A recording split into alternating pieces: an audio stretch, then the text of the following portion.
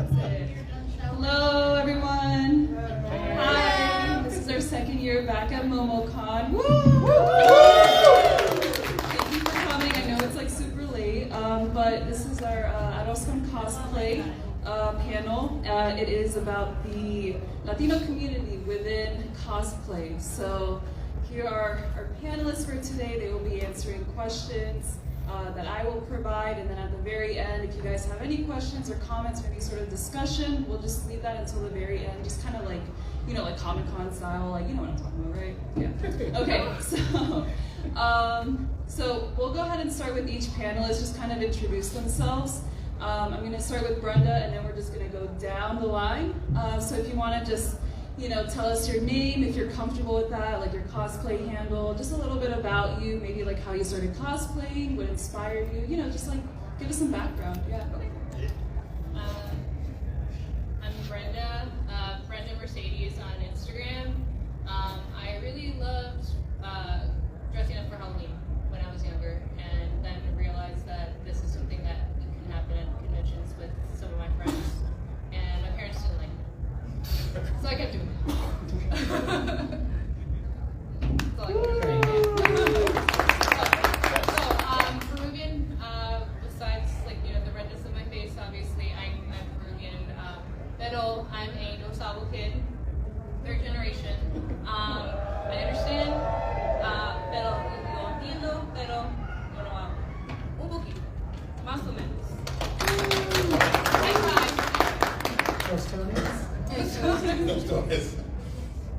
Hi, I'm Zach, Zach Attack Cosplay. I've been doing cosplay for about a little over 2 decades. I just really like to dress up as a kid. And I'm trash. No, I come from a family of artists. My grandfather in Puerto Rico, he was an artist. My father is an artist. My uncle worked at Marvel as an artist. So I've just been surrounded by a lot of creative stuff. My grandmother was a dressmaker, so that's where I learned to sew. And so that's kind of like a quick background of my cosplay stuff. And then currently I'm a professional in the film and television industry as a costume maker and fabricator with specialty costumes. Yo soy Boricua from Queens, so I'm what you call New Yorican. Yeah, So you're who J-Lo wants to be. I'm actually the block. I am the orange drink she's talking about. From the bodega. Yeah, from El Bodega. Yeah. I'm from Queens. All my family is from the island, though. To quote that, I always forget. But half of my family is a bunch of, like, we came from the hills, so a bunch of us are Iwaros, so, you know, lovingly I say that. That's it, like 100% my family, and then there's Taino in my bloodline, which is really cool. So I've been trying to look into that more because I would really like to get connected with my culture. Yeah, that's what I got. So, hola, ¿cómo está? Se habla español.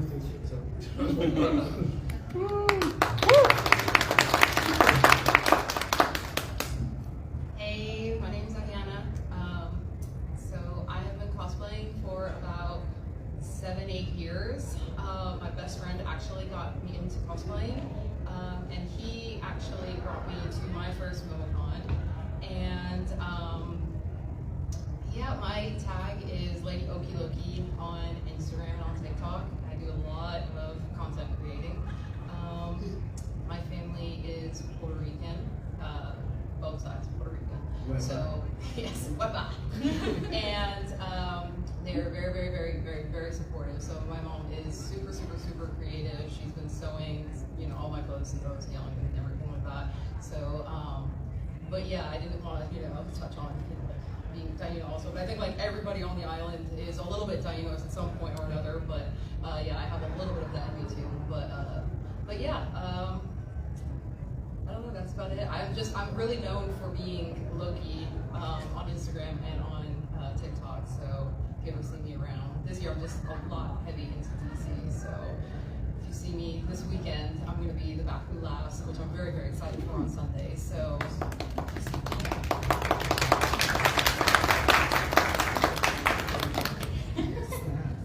Hi, my name is Anna. My Instagram is Anna Likes Words, also Anna Likes Stuff. I use Anna Likes Stuff for like when I'm working on cosplay, and then Anna Likes Words is my more professional account. So I was born and raised in Miami, Florida. My dad is Jamaican, my mom is Colombian, from Bogota. I got into costuming, God, I don't even know. I want to say, first time I remember asking my mom to help me make a costume was for The Phantom Menace. When it first came out. Nice. Yeah, I was really wanting to go to the midnight premiere in costume. So we went to Goodwill and got some drapes, and she made me this gorgeous like cloak, print, you know, Padme Amidala style. And then yeah, I just also loved dressing up for Halloween, and then just kept doing it. I am a veteran educator. I've been teaching for about, this will be my 13th year teaching. This year I was fifth grade, and it wiped me out. Those kids are just, last week of school, they are, it's like Shark Week, watching just the sharks just eat the water. But yeah, general nerd. I manage an assistant thank you. I'm an assistant manager of a comic book store in Lawrenceville, Georgia. So if you ever want to come in on a Saturday, I work there most Saturdays.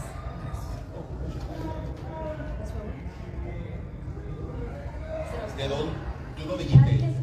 Ya lo dije. Yo no lo vi. Nací, crecí en Miami, mi mamá Yo- de Colombia. Mentira, de mentira. Bogotá. Sorry. He likes to give me a hard time. We've I been friends do. for a very long time. We love each other very, very much. It's a love relationship with a lot of sprinkling of hate.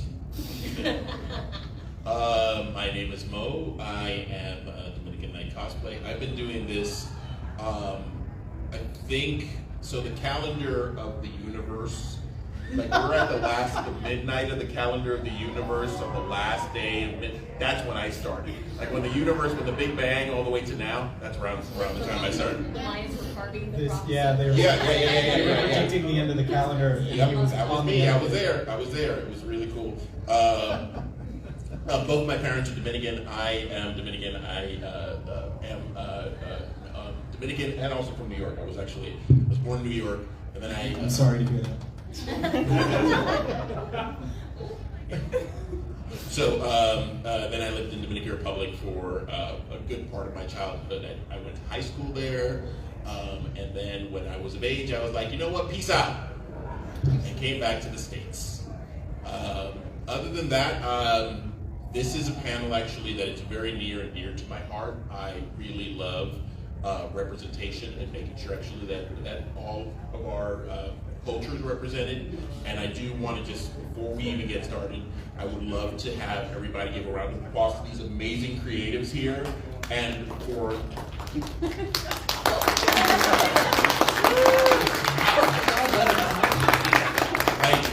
I got some Red Bulls down here if you guys want. I mean, Are they Diet Red Bull? No, I can't. because this is the whole reason I do this, because to tell everyone's stories and be able to, your experience being Latino and also in the geek community. On that note too, also thank you to anybody who is out here just coming to support us who may or may not be of Hispanic or Latino background, because that's also fantastic. Supporting each other, the intersectionality of different minorities is super important, and we all rise together. So. Those are all beautiful people. Sorry to interrupt. Thank you. So yeah, round of applause for you guys too. Thank you so much for coming. Thank you. Thank you, everyone, for introducing yourselves. I'll quickly introduce myself as well. So hi, I'm Nopalita. That's obviously not my name. Yes, I love nopales. Yes, I'm Mexican. Mexican-American, first generation, born and raised in Atlanta, Grady baby, if you know, you know. I've been cosplaying for like over a decade. I've been doing it since I was a kid. I specialize in like making my own cosplays. I really love sewing, I really love crafting, foam work. Not so much wig styling, I'm still working on that, but yeah, it's a love-hate relationship right there. But yeah, it's something that I've always loved doing. I just always loved creating, and I've always been an artist. I wasn't really good at drawing, I wasn't really good at like painting, but I was good at like making stuff and like putting things together. So that's kind of like how I found cosplay. I was like, it's just like a mixture of like all of these different crafts. So That being said, I am today's moderator, so I will be again asking questions. These are the people who will be asking questions, so we'll go ahead and start with our first question. How has being a Latino cosplayer influenced your choice of characters and costumes? Do you have any specific inspirations, be it other Latino cosplayers or characters in any sort of media that you would like to share with us? So we'll start with Brenda, and again, we'll just go like down the line. I feel like last year I kind of said that like, hey, there's a lot of representation nowadays, and then Anna brought up the fact that there actually isn't that much representation, and since then I've kind of realized that there isn't that much as I at least thought there was. So I do my best to, cosplay whatever I feel like, best represents me.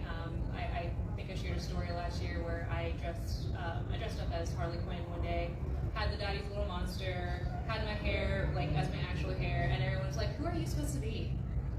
And I was just like, okay, well, I guess I just would probably rather stick to people that maybe represent me a little bit more. So I do like, people like Cora. Obviously I'm red right now from, Hell of a Boss Millie, so I can like kind of face paint myself to, be somebody else. But I've also done like American Chavez, and I really feel like I gotta stick to a little bit more of what I've been doing that way, and then like maybe, I guess, go and do other things that might just be okay. I don't know how to describe it. Like I think when I cosplay Rebecca from Cyberpunk, I don't know if people like really talk to me because I'm carrying a big gun, or because I'm being the best girl, or because it's both. But it's just, I don't know, it's just one of those things where you're just like, I don't want to say I gotta stick to my lane, but like that's how it sometimes feels like, if that makes sense. So, Yeah. I'm sorry, I'm lighting, I'm not lighting in the mood at all. No. No, you're good. I mean, that's your life. Like, that's your viewpoint. That's important. Like like you brought up Blue Beetle, and I was just like, oh my god, Blue Beetle like had so much representation that I was just like, I was there laughing my boyfriend's away, and he's just like, what are you laughing at? And I'm like, I'm laughing at like all the stuff that like that I grew up with, that I knew, that like they what were they watching, like not Casa Cerrado, No, but like but also Chaplin was in there, wasn't yes, he? yeah. They, So, like, they made a special short with him too. Yeah. Oh yeah. Yeah, there was like a special short with him and Jaime. It was Oh my god, that's hysterical. amazing. So it's just like, it's one of those things where I'm just like, I feel like I got to like, bring out more of the representation. That way we all feel more represented. If that makes sense. Yeah, that makes sense. Whoa. So it's weird. That's a weird question for me to answer because I'm so like, white passing. Like you probably look at me and you're like, hey, so why is he over here? And it's funny. I am the whitest member of my family. Everybody else, like you look at them, toasty. I'm like the coconut. Like I'm the flesh side of the coconut. Everybody else looks like the coconut. So it's like a gradient. Yeah. Oh my god.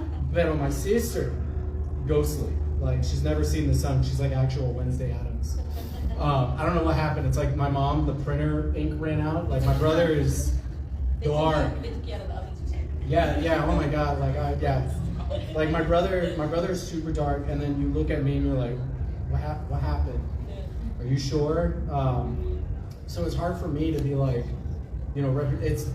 I guess in my case, I take that as an opportunity to target more of my cosplays into the realm. Like, so I wasn't gonna dress like a Jedi today because like nobody's talking about Star Wars really. Say what? Hold on, Okay, wait. I got this. I got a spotlight. So, anyways, and la chupacabra. Somebody get the. Yeah, I think it's like a motion thing. Somebody get the. I'm having flashbacks of living in the Dominican Republic. Is it another hurricane? I'm telling you, man, blackouts on a regular. You know what? This is on brand. This is exactly what it is. We planned that. Yeah. So yeah, I wasn't planning on. What is happening? Help me, baby Jesus! It really is hot. I know he's got it, man. Somebody's got a frog behind.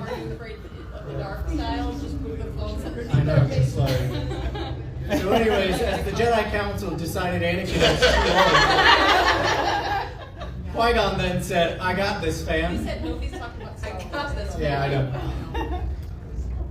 Lucas, I mean, Disney's listening. Stop talking. I ruined this by saying Star Wars. Listen, the real fam's over there on the right-hand side. There you go.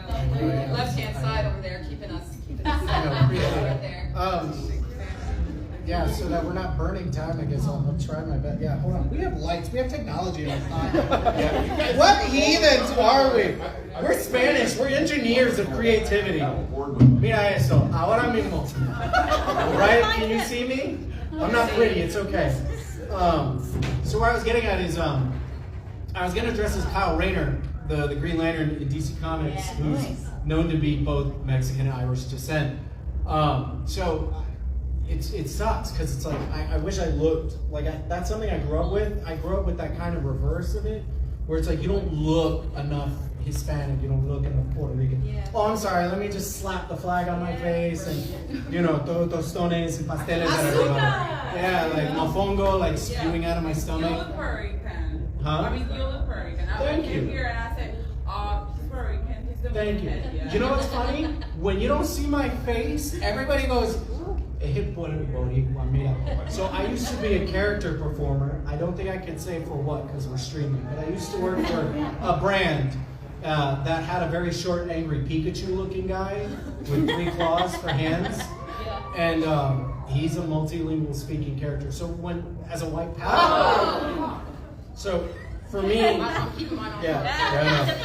So where I'm getting at is, for me, in the situation where I don't necessarily, scream it off first sight, I try to bring that personality to it. So I always look for characters when I'm cosplaying and stuff. I try to bring more Latin influenced characters. Blue Beetle is something I'm working on. Kyle Rayner is a staple for me. Like, I will live and die by the Latino Green Lantern. Because there's not much. We've got like two white guys. They turned off the light over there because they're watching a movie. That guano. Thank you for paying the bills. Yeah, that's what I do, you know what I'm saying? But thank you for that, by the way. It is funny. And when I used to work and I would portray that, I would try to keep that part of my culture alive through my performance work. And anytime I had a Spanish family come up to me, she'll tell you in the back, they would pull me out in a heartbeat. And I'd be like, they come up and I'm like, hey, how's it going? Nice to meet you. No, se habla español. I'm like, ¿cómo está? Bien? Me dije español. Es boricua. And I'm like, oh my God, stop it. Stop it. No, Canadian. And they're like, oh, eso no Canadian. And they turn me around and they point at my butt every time. Wow. Eso está. He likes tostones. So for me, it's a matter of trying to, I try to grab onto, and it's true. I thought there was a lot of representation at one point, and there really isn't. It sucks. And when the representation is there, it gets confused. A lot of people will be like, dude, I love Vibe in the Flash, like the Mexican culture. And I'm like, he's Puerto Rican. I know that scares you guys, but he's Puerto Rican. And there's a lot of confusion. So I try, whenever the conversation, I try to look for an opportunity to kind of educate and remind people that, hey, we're still trying to, push for some good representation and I try to veer away from stereotypes. Like, I think that's also the hardest part, is trying to veer away from the stereotypes. But I mean, they kind of exist for a reason sometimes. Yeah. We have our moments, but in my case, I try to keep the culture alive where I can. Either whenever I'm doing something professional or as a cosplayer, I always try to grab onto those characters and I hold on to them, and I always try to remind everybody, hey, there's more influence here than just what you think is a white guy, So that's kind of my very long-winded response. I'm sorry. Thank you.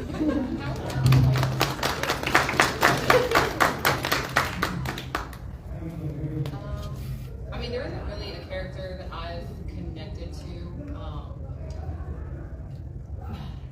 I mean, the one that I've represented, I guess, was because I'm a content creator on TikTok, and so I've written a gender bent Mobius, voiced my Loki, and so she actually, she's Puerto Rican in her multiverse. And so she has she uses the chancla a lot to threaten. And so I know it's stereotypical. I mean, like with Puerto Ricans and all that good stuff, but it's her shtick kind of, and so she threatens a lot of the variants a lot with the chancla, and so with my fans and everything, they think it's hilarious, and so I will actually, with a lot of my videos, I'll pull a lot of like Selena songs or a lot of Puerto Rican singers and stuff like that, and it's part of Mobius. And I've done it for 2 years now, and so it's a comfort character of mine, and it's one that I've created, and my fans they really like Mobius, either on Instagram or on TikTok, and so it's stuck, and they like her. They like her a lot. I mean, whether it's it's not Mobius, but it's just a variant of Mobius, and so either way, they were just like, oh, it's Puerto Rican. It's not like it's stereotypical looking Puerto Rican, because again, it's the same thing. Like I'm very blanquita. It's fine, but my mom is also. But you got that logo. It's noticeable. I mean, but my mom, she's also very dark too. But my brother, he's dark. My sister's white, but I'm like whiter. But that's the only character that I've had, my arsenal that's representative of my culture, but everyone seems to really like it, and I'm very proud of Mobius, and I'm sticking with her, so. Yes. Oh, that's great. That's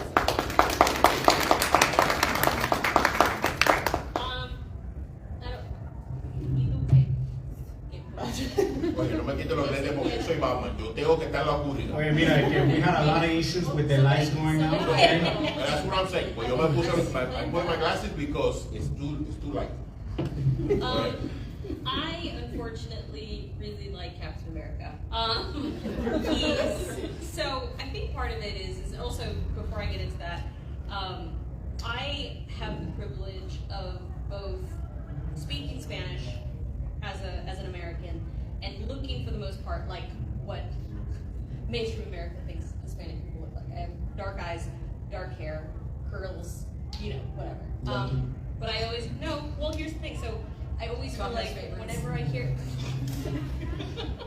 I always feel like I have to, like, from a place of privilege, make sure that I'm talking to, like, the truth. Hispanic people and Latin people are not a monolith. They are not all the same thing. And so it hurts sometimes, like especially the No Sabo Kid thing always breaks my heart, because it's such an important aspect of being somebody who lives in this country.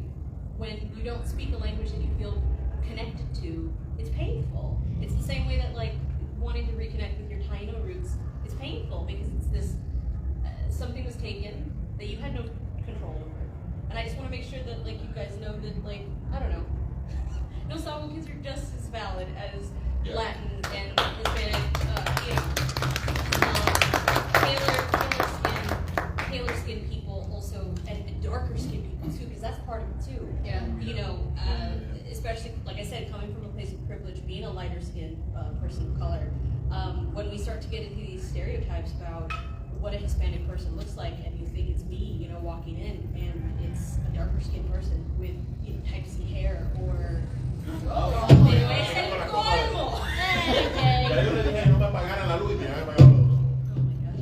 back on it.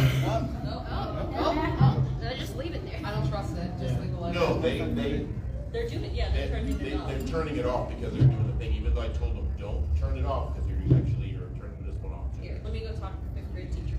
All right, go, Cap my Captain. cap and go get them. On your left. Wait, if they don't listen, let me know. I'll talk like my dad. That'll fix it. Habla en español bien rápido también. Con la chancla. That's right. Ahí está. She didn't even have to go in. She barely went in there. All right, since Anna's not here, actually right now, I'll go ahead and skip ahead of her. For me, I really don't see hardly any representation, even less so actually than I think actually you guys, my counterparts, is because Afro-Latino is, even within that sort of subgroup, is not really seen, like almost at all. Like if you have a couple of characters, there is and it's funny because, Anna and I cosplay as two characters from Scrubs, right? JD. Yeah, JD, if you didn't get it. Carla is Dominican. don't know too many Dominican characters, like prominent characters in, and not only that, but she's Afro-Latina as well. And there's even an episode where they're singing a song where Turk is confusing every single different Hispanic, and she's just like, I'm Dominican. And so it is that representation. So for me, I tend to gear my cosplay more towards characters of color, Green Lantern, Black Panther. Yes, Bobby. Yes, awesome. And that's actually where it's been. I would love to have the ability to do other characters that were Afro-Latino, and I'm not saying that I would limit myself. I will cosplay whatever. You're Batman right now. I'm Batman right now. You're darn right I'm Batman. Darn right. Yeah, darn Skippy. That's the whitest thing you can say. Darn Skippy. The back, man. You gotta put seasoning in there. Look here, man.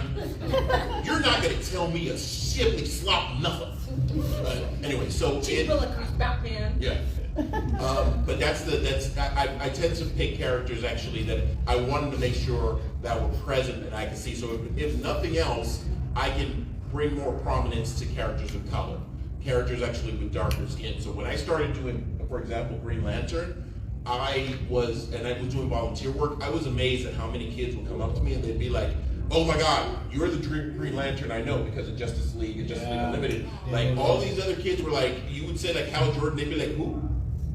But John Stewart, that was their dude. And then when Black Panther came out, it was a huge cultural explosion. So it would be great if there were more, and it'd be great actually if you see more. And I think to some extent, we're seeing a little bit. And I know actually that there isn't enough, but I do appreciate now that when it comes to Hollywood casting, you do have actors like Oscar Isaac as Moon Knight. Pedro Pascal as Mr. Fantastic. That is the whitest of the whites, and all the whiteies. Now we have him. Yeah.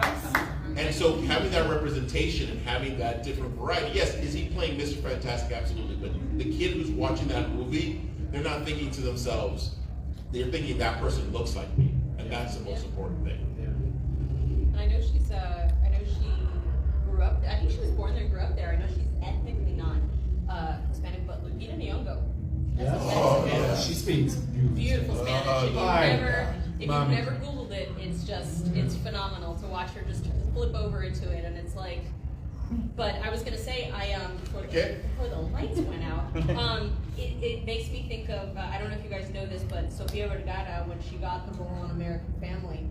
Modern Family. Modern Family. There we go. American Dad? Yeah. It's been a long day, Batman. Then she had to darken her hair because she's naturally blonde. There's a lot of Colombians who are, just like there's a lot of black Colombians, because they were confused. They were like, we want you for this role, which is the new wife, but we're afraid that the audiences won't understand that you're supposed to be heavily Hispanic, heavily Latin based. So she had to darken her hair, and it was very interesting as a Colombian seeing her on the screen going, she dyed her hair? She was in Coca-Cola commercials in Colombia. So, and blonde and like at the beach and like very Baywatchy. And it's just, that was it. I just wanted to make sure also that like I think you are Hispanic. I probably would look at you also and go, yep, that's Hispanic. I would actually get the opposite. See, I would get people who think I was African American. And it was the greatest thing sometimes when I lived in Florida. People would start talking Spanish and they'd think I would actually listen to what they were saying. And I was sitting there like, yeah. Oh yeah, 100%. Yeah. When they look at you, they start talking and they, ¿qué dice? You just stay there, you just look at them and you smile and you're like, ¿Yo lo entiendes todo? yeah. And they're like, see? Those are all wonderful answers, and it definitely leads into our next question, especially since and Anna touched on the representation. So the next question is, we all know that cosplay is a hobby that is enjoyed and loved by many people around the world, and especially in Latin America. Within the context of the cosplay community here in the US, what does representation mean to you, and why is it important? Can I start? Can I start? I want to start. Go start. We don't get to see ourselves a lot of times in the mainstream, and that is disheartening because we are part of what makes this world a amazing, multifaceted, blooming planet, and that actually is, for me, it's always been, let me not say it's always been important. It was important in my adult life when I started cosplaying, how much or how little I was seen when it came to representation. And that was actually, honestly, part of the reason why I started doing panels like this, was because I wanted to go ahead and actually say, hey, I want to make sure that actually there are voices that are heard from a different perspective, because we do have very, even within us being Hispanic and Latino, we have completely varied, backgrounds and experiences. We have shared experiences, but we have very different ones as well. And we cannot actually, I can't speak for Ana, I can't speak for Ariana, I can't speak for anybody else's experience but my own. And those are all crucial experiences that need to be explored, or should actually be explored, and it'd be nice to see that. So it's extremely important for me that representation is out there. And yes, I'm not going to say that some companies aren't doing it, for the right reasons. There are companies who are doing it for tokenism. They're actually just like, hey, we're going to cast XYZ character as an LGBTQ character, or we're going to cast this character as black. We're going to cast this character as South Pacific, from the South Pacific. I mean, there's a lot of that goes on, but there is also, honestly, there is a genuine, hey, we want to have this so that way there is another perspective and another point of view, because again, we want to see ourselves. We like to see ourselves. I remember growing up thinking to myself, actually, or having those experiences, and I don't know if you guys have as well. You played with your kids, especially if you were in not necessarily a mixed company, but maybe actually with a lot of white kids. This is not any kind of attack at anybody, but they'd be like, if you were playing superheroes, it'd be like, you're Superman, you're Batman, you're Black Bolt, or Black. I think actually with Super Friends it was Black Bolt, but it was Black Lightning, same thing. I couldn't be Aquaman. I mean, not anybody wants to be Aquaman. I have an Aquaman costume. Aquaman is great. It's a mermaid and a shark. So. Yeah, like I couldn't be any of these characters, and when you're a kid, it's just like you're put into a box. You can't be that character because you do not fit that specific look. You want to be Superman, that's cool and all, but you don't have a spit curl, so maybe be this other character. Having a bigger a group of characters to choose from, and seeing those characters, and then seeing them actually cosplayed, and seeing people actually dressed up as them. Anytime I go to these conventions and a kid can see me as, I'm not going to say Black Batman. That's not it. No. I'm Batman. Yeah, no. We walked across and we were trying to get here so that he could charge his stuff, and none of the kids, and there were a lot of kids that stopped on the way. Not a single one of them, regardless of gender or race, said Black Batman. They just went, Batman. They went, and they're like trying to take a picture, and the parents like shoving them, and the kids like, okay, all right, it's Batman. I'm gonna stand up straight. It's great. It's fantastic. And that's what you want to see. You want to have it be normalized. Yeah. So I've got a quick, real quick. For me, the representation thing, speaking about, again, being a kid, because a lot of my experiences are the same as yours. But I always bring her up if I have an opportunity to.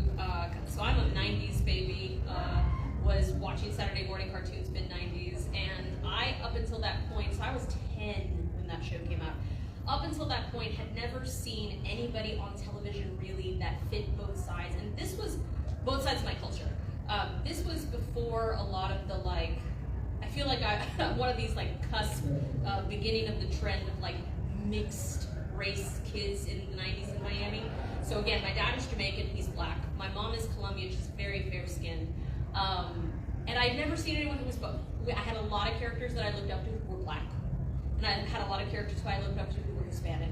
And then I remember turning on the TV one day and seeing this cartoon character named Elisa Maza from Gargoyles. And she was black on her dad's side, or black on her mom's side, and her father was Native American Mexican.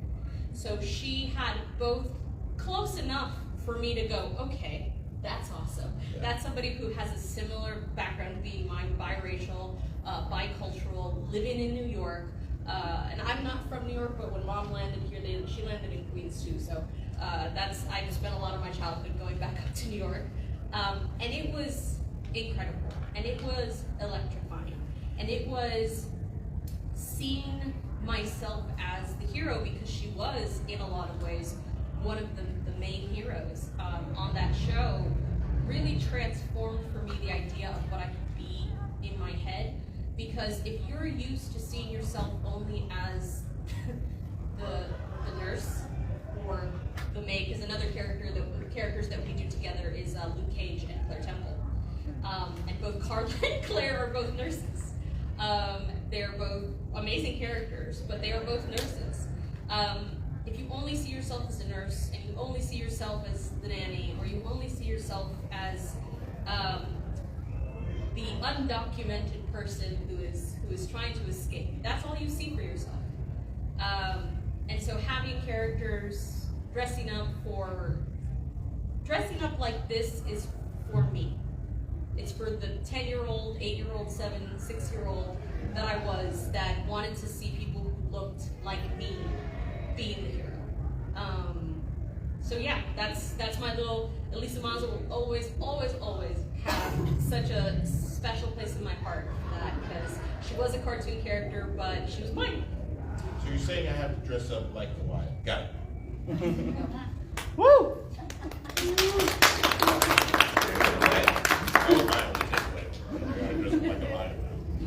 Okay, so one of the things that I take some pretty good pride in is that I am a somewhat okay closet cosplayer, okay? And I keep harping about being a content creator on TikTok because I do go on live, decently and all that good stuff. But we talk about representation. One of the things that I also take a good, decent pride on is I try to motivate new cosplayers, little baby cosplayers to be, because they get discouraged, into the cosplaying game and all that good stuff, because all of us in here started somewhere, okay? Every single one of you in this room started somewhere. I don't know, maybe there, maybe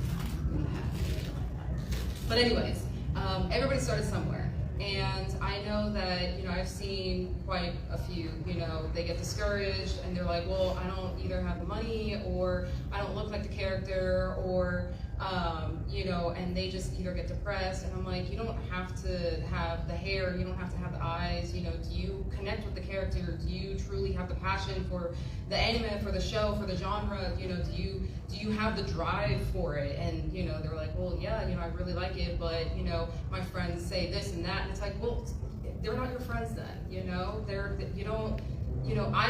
I'll be your cheerleader, it's like, I think you can do it. And then they get excited. It's like, listen, all you need is X, Y, and Z, you don't need to spend so much money on it, and I've seen that the majority of them that get real discouraged, sadly, is the Hispanic Latin community. They don't have much support on their side, and it is, also the Black community, and it is the Asian community. It's a lot of communities, but I've seen it's been the Black and Hispanic community.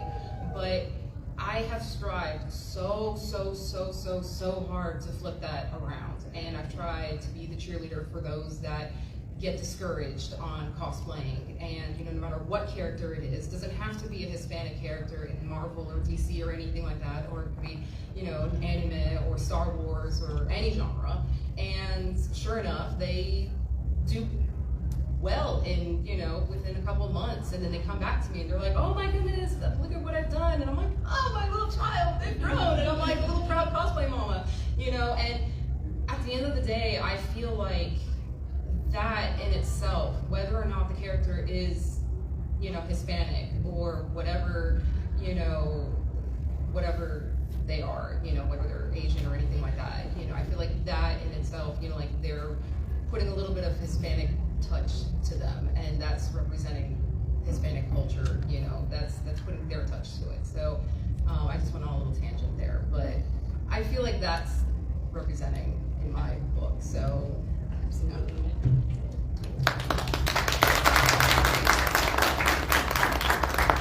We own Dragon Ball Z. Yeah. It's like Dragon Ball Z is like coded, like it's lax. That's all we do. Extreme. Our hair color changes, and we throw chancletas, I and we said call this them. before, but Vegeta's Mexican because he's Yeah, short and oh, hungry. bro, That's my bro, right there. 100% though, like 100%. Look at the pants. Like, come on. Yes. Suicide. Yeah. So growing up, you know, I'm a kid from the '90s. You know, I remember everything vividly.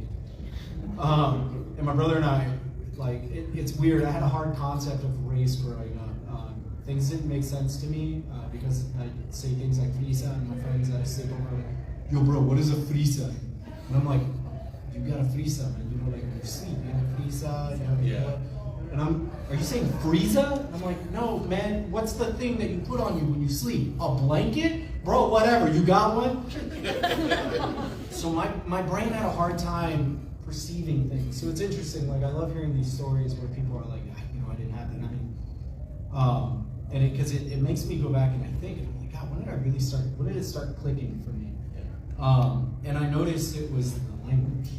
It's always been language for me. It's the skin color thing, that's a whole different argument for me. I shouldn't even call that an argument considering I'm lacking melanin. but you get what I mean though. Like, so for me, it was always a matter of, you know, language. And growing up, you know, I was surrounded by Spanish. You know, my father only ever spoke to me in Spanish. My mom only ever spoke to me in English, even though she was a native Spanish speaker. My grandparents only ever spoke to me in Spanish. So I feel like language for me was that representation growing up, because that's where I could identify. I couldn't look at people and be like, oh, they're Samoan, they're Japanese, they're Chinese, they're French, they're, you know, to be fair, it's hard to pick somebody out of a crowd these days and be like, you must be blah, blah, blah. Because let's be real, we all look different. You know, there's black, there's white Spanish, we come in every shade, and that goes for every race, especially these days. We're a melting pot at its finest at this point, and it's only getting better, honestly. It's great. So for me, language was always the thing. And so when I was kind of touching on it earlier with the cosplay, you know, my interactions, children are like first and foremost. I put all my blood, sweat, and tears into my costumes. I don't care if an adult looks at me and goes, Ben Affleck is better. I don't care what you think. I'm not doing this because I want another adult to look at me and go, oh yeah, that's Batman. To be fair, if you like it, dope, and I super appreciate it. Kids, to me, at the end of the day, are the following generation we should be focusing on inspiring. So for me, the people in my age range, I do my best to support, but I want kids to look at those characters and think I can associate to that character. Oh my God, why am I emotional? No, I literally, when I was talking, the same thing. Oh my God, sorry. What's wrong with me? Dude, no, man, that's... No, I think it just like clicked.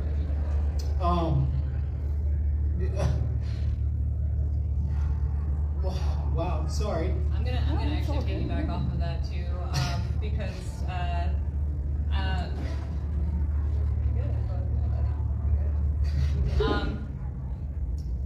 during I work at Costco as a supervisor, and during the month of May we do Children's Miracle Network.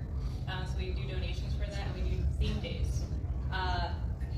Thursday was Barbie Day, and I've got a whole bunch of different people calling me like, I wore that jumpsuit, I wore like this really cute little headband, had the glasses and everything, and I've had a whole bunch of people be like, you're mechanic Barbie, you're warehouse Barbie. And then the funniest thing, another Hispanic person who's Colombian, dark Colombian, hey, it's Chola Barbie. And I'm like, no. I was like, I'm Peruvian. She's like, oh, I'm sorry, I'm Colombian. And I was like, that doesn't make it any better. sometimes we could be our own worst enemies and don't realize it. Like it. So it just like I was like, oh, that's kind of cringe. That's so bad. Sorry that happened to you. Yeah. Oh my god. But the funny thing is that luckily there's a lot of kids around who were able to be like, oh, it's Barbie. And the thing is that I got way into it. You know, being a cosplayer, you just get way into the character. I kept calling all the little girls and the moms and everything Barbie. I was always like, hey Barbie, how's it going? Like, hi Ken, what's going on? So I just went along with it where like when she said that I was just like, have a good day, Barbie. And then another thing is that like when Encanto, and like it was only because Mirabelle over here kind of reminded me of Encanto. When that came out, it really kind of reminded me of the fact that my family, I am, besides the red makeup, I'm gonna actually take this off so you guys can see an actual visual. I am pretty dark for a Peruvian. Well, not pretty dark, but I like to think I'm dark. Or at least, yeah. So Darker than me. very dark. So when that movie came out, I noticed that, you know, Tia Pepa, white as can be, Theo Felix, dark as can be, Mirabelle, just about my color, and that's where I was just like, I gotta be Mirabelle. As much as I would love to be like Isabella, who's more darker, and be like all pretty princess and everything like that, I'm not the middle child, I'm not the oldest child, I'm the youngest child, and this is me. This is me who like doesn't have a gift. I don't speak Spanish. This is me who tries to who has all the generational trauma, just like her. So when I went to Dragon Con one year, I remember I was walking down the street, and it's super bright outside. I'm waiting to like get to my friends, and then all of a sudden I like look up and I see these little girls looking at me, and they're like in the cutest little fairy outfits. They're both, you know, little kids of color, and they're both just waving, and they're freaking out because they see a Mirabelle who, I'm sorry, isn't white, who isn't, you know, maybe like a different, like it's like the perfect type of Mirabelle. And I just went ahead and I looked at them and I just started waving. I was just like, you guys look so cute. I did a little dance. I'm sorry. We both kind of like did a little dance together where I was spinning, they were spinning because she was in a little cute fairy outfit and she wanted to show me like, you know, her outfit. I showed her my outfit, and it just like made my heart sink because it was just one of those things where that's the kind of stuff that I would have wanted to see when I was younger. And unfortunately, I never got to see that. But I can be that change. I've had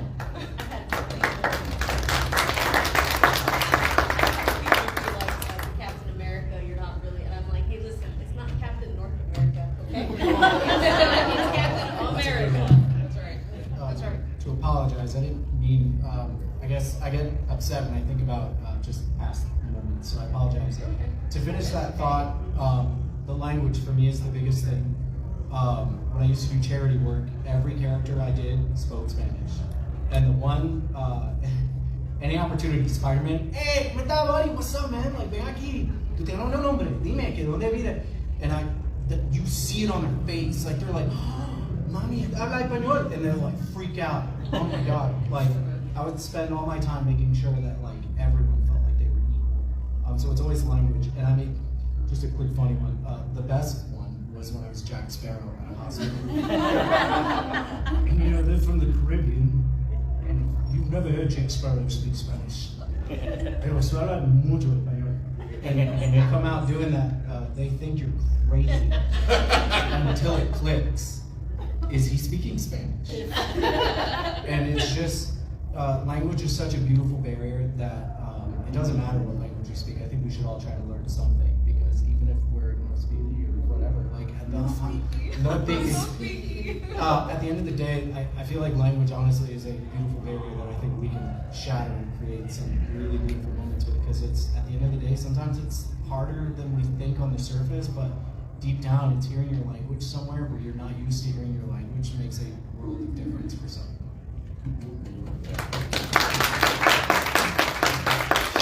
So we do have to cut the questions a little bit short because we do have 10 minutes left. I would like to leave the floor open to you guys. If you guys want to come up and ask questions, make comments, anything like that, we can have a discussion. Feel free to raise your hand. Going once. Share your stories, yeah. Yes. Hi. Yeah. No. We'll work backwards, so we'll get you and then you. Yeah, so a lot of that is true because I was born in Mexico, grew up there actually for a good amount of years, and then it's been here in the US for like the longest time, like going on 20 plus years now. And like, it's so wonderful to see, like I have a little niece now, and she loves lots of varieties, Ninja Turtles, Elsa, Encanto, and like to her it doesn't click. She sees us do cosplay, and it doesn't click that I don't have to be a certain color, I don't have to be a certain way of speaking. She was Elsa for Halloween, and she was Mirabelle another day, and she's just like all into costumes, and yeah, like, and I'm myself, I'm gender fluid, so I'm representing a female character now, but I do male characters as well, and like, it's like, I know my family in Mexico would probably think that's weird, the way that I just like go back and forth from male to female characters, but my niece, she doesn't even get that. She's just like, hey, it's my uncle, Auntie Jojo, and they're doing this cool costume, and it's just very sweet to see that, like, her eyes light up at us and our community just being to represent any character we like. It's really wonderful to see like a kid's point of view because kids don't see that. Yeah. They just see the costume and they just think there's Batman. It's there's Catwoman. it's like unfiltered. Yeah. It's great. Yeah. It's so unfiltered. And I do want to also point out, because like I was literally about to fight someone last year when I posted about our panel. Somebody was like correcting me, and they're just like, "Hey, it's Latin and Hispanic," and I'm like, "No, it's Latinx and Hispanic," because a lot of times people don't remember that we do have our trans and non-binary brothers and sisters too. So, and then that's like one thing that I like to point out sometimes too. Like if we're being all about the representation, we need to represent everybody. Right. So, yeah. And I do want to also say one more thing before like we get to the next question. My nephew is half white and half Peruvian, but he's more on the lighter side. And his favorite character is Spider-Man. He's 20 now, but his favorite character is Spider-Man. And when we saw Spider-Verse. Yeah. Spider-Verse. I looked at him and he was just like, "Oh my God, he's speaking Spanish." I'm like, "Yeah, he's Puerto Rican and black." He's like, "Yeah, I know. He's like me." Not not really understanding that he didn't really say like, "Oh, he's black like me," and he was more like, "Hey, he's like me," as in I'm also a mixed kid, and that's what really made me again heart stank, and I was just like, I love you, you're precious, stay the age you are. Now he's 20 and he plays Fortnite and stays in his room all the time. Bless that child. I'll see him on the new season. Yeah, that sounds about right. Yes. Hi. This isn't really a question, but more continuing on the discussion about representation, because you're saying how it's important to the outside cultures looking in, but I think it's also really important within Hispanics and Latinos themselves, because I'm Dominican, Puerto Rican, and there are de lo mío, right? We're getting the hug later. That's not. I'm just letting you know right now. For sure, but there are a lot of stereotypes directed at Caribbean Latinos that are very negative, and it's oh, they only like them, oh, they speak funny, they speak a certain way, and I think lately, especially with Miles Morales and that coming out, it's kind of changing the tone around Dominican, Puerto Rican, Cuban that is really essential, I think, and I think it should be more than nuanced, and it should be more discussed within the community. 100%. Yeah, I agree. And I was going to say actually something that you mentioned that did actually speak to me within regards to the language piece is that a lot of times people from the outside looking in, and I think it is more a national culture, not necessarily culture, but national culture. How many times have you been experienced, if you speak Spanish, or say for example, your parents speak Spanish, if someone has looked at them and maybe thought they weren't as intelligent because they didn't speak English? That is actually a thing. That's a stereotype that people think. I've actually lived that, where someone was just like, I didn't think they were stupid, but I didn't think actually they were like their intelligence was the same because I didn't understand. And it's just like, no, you have different languages, and this person actually could be brilliant, but just because you don't understand what they're saying because they're in a different language doesn't mean actually that their intellect is less than yours, or because they have and this is another thing, heavy accents is another thing. People will automatically stereotype. If you have a heavy accent, then you're not as smart because you haven't been able to find the nuance of speaking in a very clear English dialect.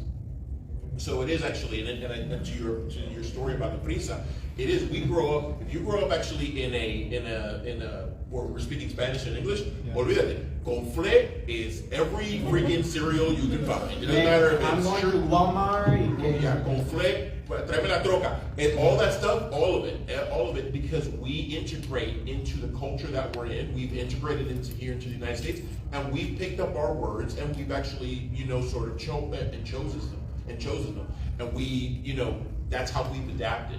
People automatically assume or think, oh, well, that means that you're not as intelligent because you're sort of co-opting, and it's a stereotype that we, actively just need to sort of break through and just be like, no, that's not the case at all. So like, there's, I'm sorry, wait. So like, there's that one part in Modern Family that I always remember where like she was trying to say like, you should try walking a mile in my shoes, but she said it incorrectly. She's like, you should just spend my time, your time in my shoes, and they're just like, what do you mean? And she's just like, they like went ahead and corrected her, and she's just like, do you know how smart I am in Spanish? Yeah. And that's like that's one thing. My favorite line. Yeah, that's the one thing that like. Do you know how smart I am in Spanish? Because like, even though my mom is like, my mom and dad are both like, Spanish speaking natives, I am sometimes like, I feel like I don't comprehend her, and I hate that.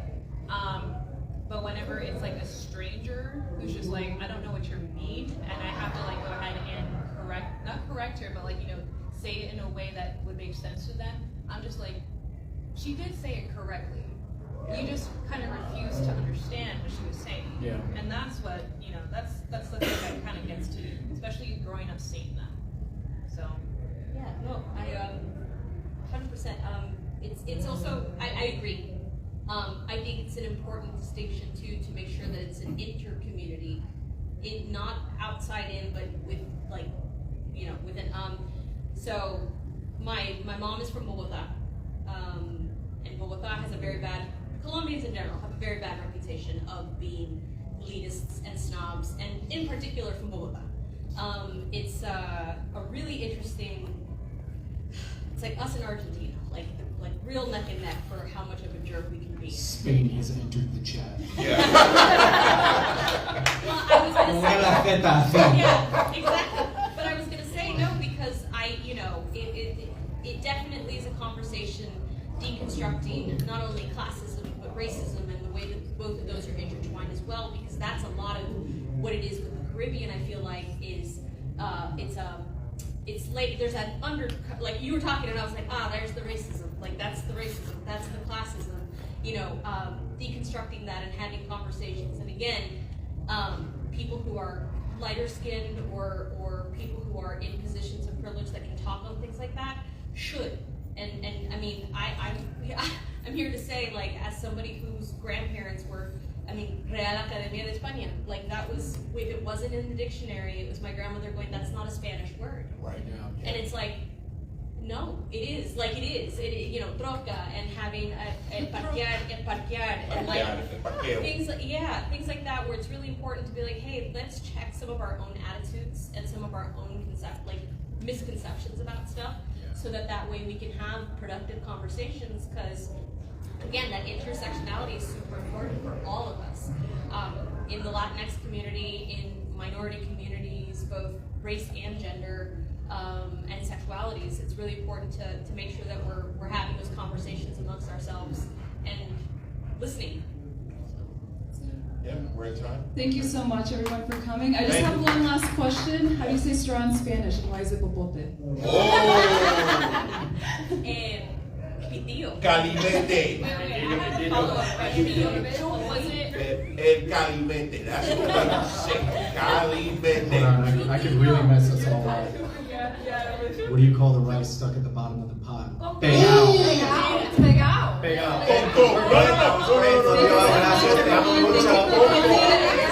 As J-Lo says, mi personajes, Latino. Big round of applause for our panelists. Thank you so much for